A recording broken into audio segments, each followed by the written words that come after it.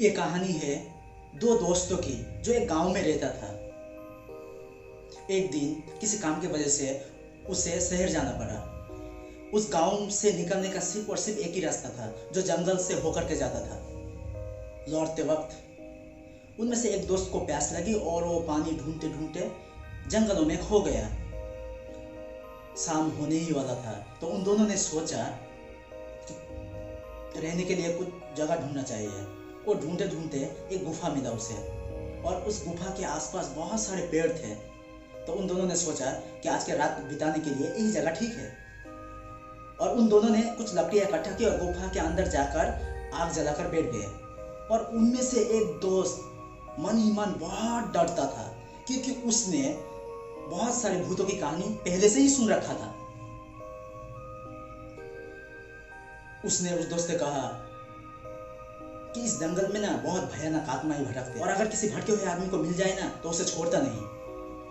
तो उसकी दोस्त ने बहुत हंसा और कहा कि तूने कभी भूत देखा है? तो उसने कहा मैंने तो नहीं देखा लेकिन मेरी जान पहचान के कई लोग हैं जिसने देखा है। तो उस दोस्त ने उसे बहुत समझाने की कोशिश की कि अरे यार ये सुनाई सुनाई बातें हैं और इसे यकीन बिल्कुल भी नहीं करना चाहिए। ये बहुत उसे समझाया और कहा कि चल यार ये सब छोड़, तू भी सो जा और मुझे भी सोने दे। और ये कहते ही उसका दोस्त वहां पर लेट गया और कुछ देर बाद सो गया। लेकिन इसे नींद नहीं आ रहा था और गुफा में जो आग जल रहा था उसके वजह से बाहर में जो पेड़ है, पौधे हैं और पत्थर है उसमें परछाई बन रहा था और वो उसे भी देखकर डर रहा था। और वहां पर वो लेट तो गया लेकिन उसे नींद नहीं आ रहा था क्योंकि उसे यही लग रहा था कि बाहर कोई है जो उसे देख रहा है, बाहर कोई ऐसा आत्मा है जो हम पर नजर रखी हुई है। कुछ घंटे ऐसे ही चले गए क्योंकि वो बहुत थका था तो उसे नींद आ गया। और नींद आने के बाद ही उसने एक सपना देखा जिस सपने में एक भयानक आत्मा उसके करीब बढ़ रहा था और वो बहुत डर रहा था। और वो जितना ज्यादा डरने लगा वो परछाई बहुत बड़ी होती गई और देखते ही देखते उसके बहुत करीब आ गया। और उस परछाई का एक हाथ भी था जिसके बड़े बड़े नाखून थे और उस हाथ उसके गले में आने ही वाला था। वो बहुत चीखते हुए, चिल्लाते हुए और बहुत घबराते हुए उठ गए और उस दोस्त को जोर से उठाया और कहा कि मैंने एक सपना देखा जिसमें एक बहुत भयानक परछाई था जो मुझे मारना चाहता था। तो उसकी दोस्त ने फिर से बहुत हंसा और कहा कि इस बार तू बिल्कुल भी मत डरना, बल्कि वही कहना जो मैं तुझसे कहने के लिए कह रहा हूँ। उसने कहा कि अगर तुझे फिर से वो आत्मा दिखे, अगर फिर से तुझे वो परछाई दिखे तो तू यही कहना कि मैं तुझसे नहीं डरता, सामने आ, मैं तुझसे नहीं डरता, सामने आ। वो दोनों दोस्त फिर से सो गए और सोने के बाद ही फिर से उसे वो परछाई दिखने लगा। इस बार वो बिल्कुल भी नहीं डरा बल्कि पूरी हिम्मत से मन कहने लगा कि मैं तुझसे नहीं डरता, सामने आ, मैं तुझसे नहीं डरता, सामने आ। और वो जितना ही ये कहते गए वो परछाई धीरे धीरे धीरे धीरे छोटी होती गई और एक दिन से दिखना बंद हो गया। इस कहानी से यही पता चलता है कि हमारे अंदर जो डर है और हम उस डर से जितना डरता जा रहा है वो डर बहुत बड़ा होता जाता है और हम धीरे धीरे छोटे होते जा रहे हैं। हमारे अंदर बहुत डर है।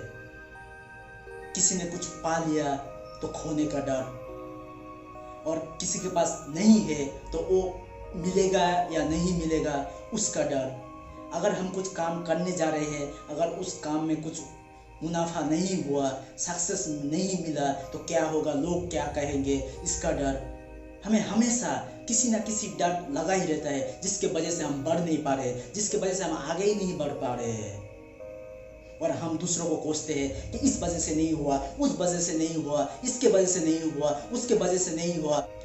असलियत तो ये है कि हम जो कुछ नहीं कर पाए, जो हम कुछ अचीव नहीं कर पाए जीवन में, उसकी सिर्फ और सिर्फ जिम्मेदार खुद, अपने खुद की डर है।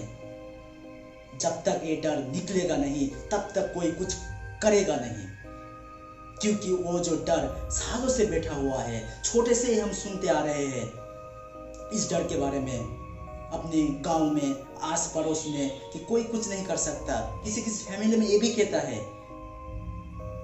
कि ज्यादा बड़े सपने मत देख क्योंकि सपने पूरे नहीं होते हैं। और इस वजह से हम डरते रहते हैं।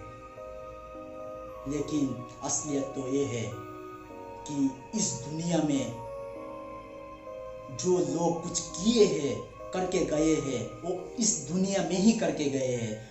हम जैसे इस दुनिया में आए हैं, वो लोग भी वैसे ही दुनिया में आए थे। Einstein, Elon marks, जॉफ Bezos, mark Zuckerberg, ये जो आदमी है सब वैसे ही आए थे जैसे हम आए थे। लेकिन उसमें और हम में सिर्फ थोड़ा सा फर्क है। उसके पास डर नहीं है और हमारे पास डर है। अगर हम कुछ करना चाहते हैं तो सबसे पहले अपने अंदर के डर को निकालना पड़ेगा।